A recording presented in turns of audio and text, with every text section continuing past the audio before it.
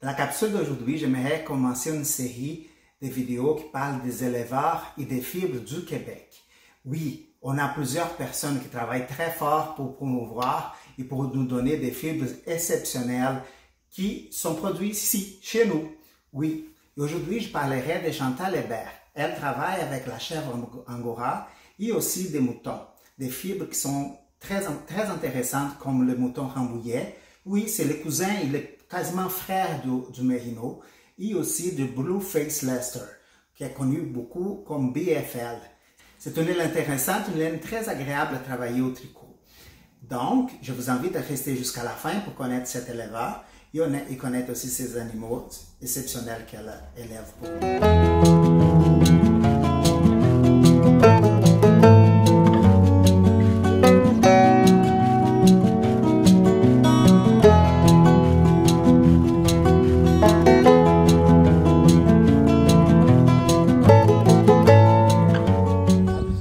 Allô Marcelo.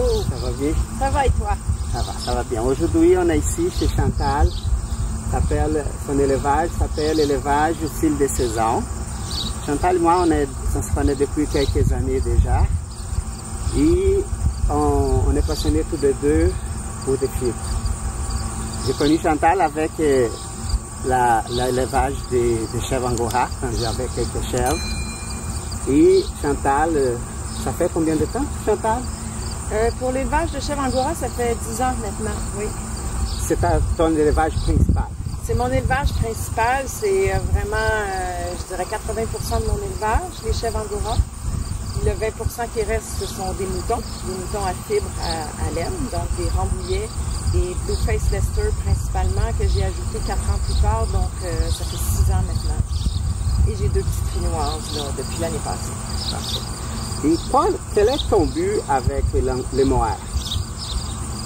Le mohair, en fait, c'est une fibre qui est très douce, très lustrée, très belle. En fait, le choix, pour moi, vient aussi de l'animal. La chèvre Angora, c'est un animal qui est très docile, très facile à manipuler, à élever. La taille aussi, c'est pas un animal qui est trop gros. Et puis la fibre qui vient avec, ben en fait, c'est un bon mix, les deux ensemble. J'ai rencontré quelqu'un dans Charlevoix qui fait l'élevage de chèvres Angora, Anne-Marie Blouin, Mohair Plus. Et c'est elle qui m'a transmis la passion de la chèvre Angora. J'ai commencé avec 3 petites chèvres, 3 petits mâles castrés qu'elle m'a donné. Et puis ensuite, ça grossit. C'est comme ça que ça continue. Aujourd'hui, tu as juste des chèvres blanches, tu as des chèvres colorées? J'ai décoloré. En fait, j'ai commencé seulement avec des chèvres blanches et graduellement, j'ai rajouté la couleur. 10 ans plus tard, je me rends compte aujourd'hui, cette année, que mon troupeau a vieilli au niveau des chèvres blanches. J'en ai presque plus.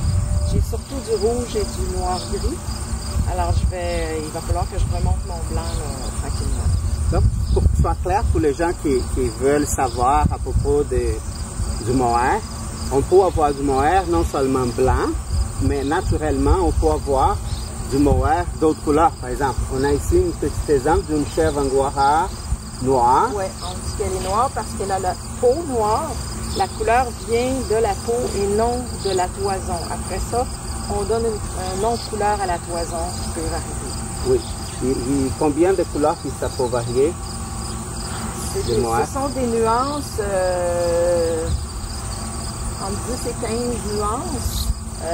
Quand les bébés naissent, sont toujours plus foncés et le mohair, au fil des mois et des années, pâlit toujours. Mais j'ai certains sujets qui peuvent garder un rouge un peu plus foncé. On dit rouge parce que la peau est rouge, le mohair va devenir beige avec le temps. Donc ici, on a vraiment 2 chèvres noires, mais si on regarde, celle-ci fait un peu de gris foncé, de gris pâle et de beige, et l'autre, juste à côté, va faire un peu plus de beige sur son gris. Elle, un peu moins. Donc, ces 3 petites viennent d'un même élevage que j'ai été chercher en Ontario l'année passée. Sinon, les autres viennent de mon élevage, on les voit pas tous ici, mais j'ai du gris pâle, du gris moyen, du gris foncé, puis j'ai du noir aussi. J'ai une chèvre qui est presque noire. Ouais, donc le mohair, c'est un bel exemple d'une fibre qui, même si on a l'habitude de voir la plupart blancs, mais qui peut avoir plusieurs mélanges de couleurs ou plusieurs variétés de couleurs dans la même animal. Si on parle des moutons, tu as deux races principales, qui c'est les Rambouillets et les Blue Face Leicester. C'est le BFL que tout le monde connaît normalement par la sigle.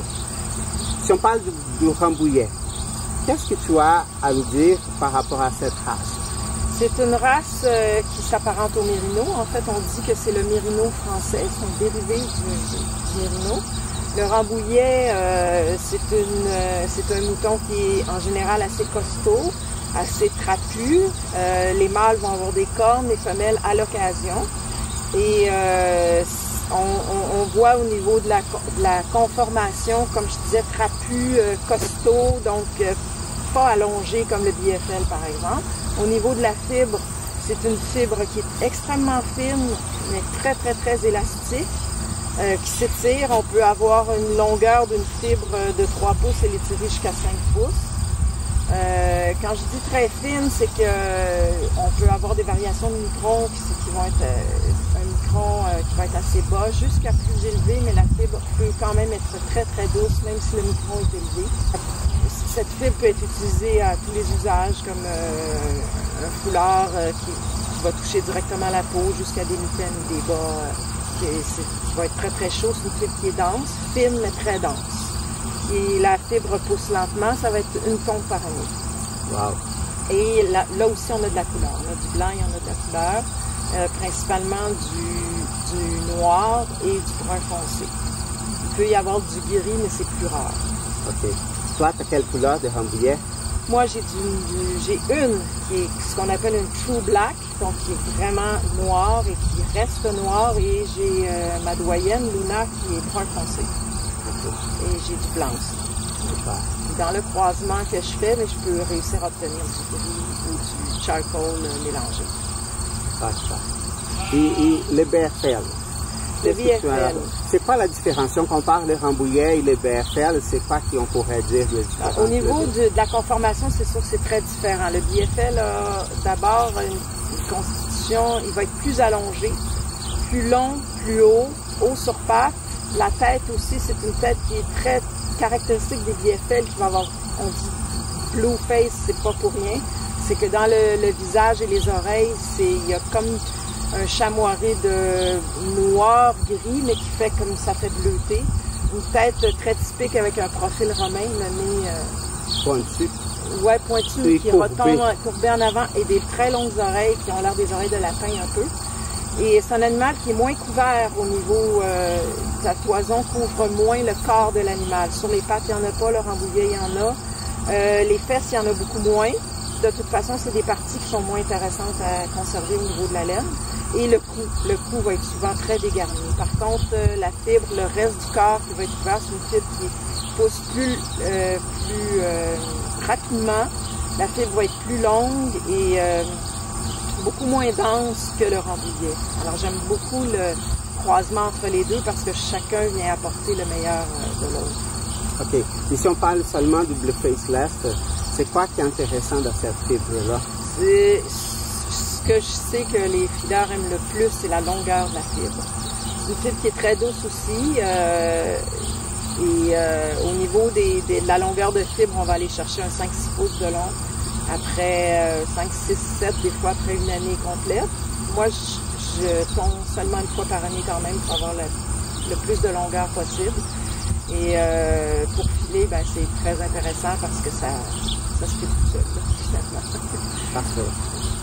Bon, merci beaucoup Chantal de ta générosité de parler avec ces animaux. Et c'est un plaisir d'avoir tes produits aussi.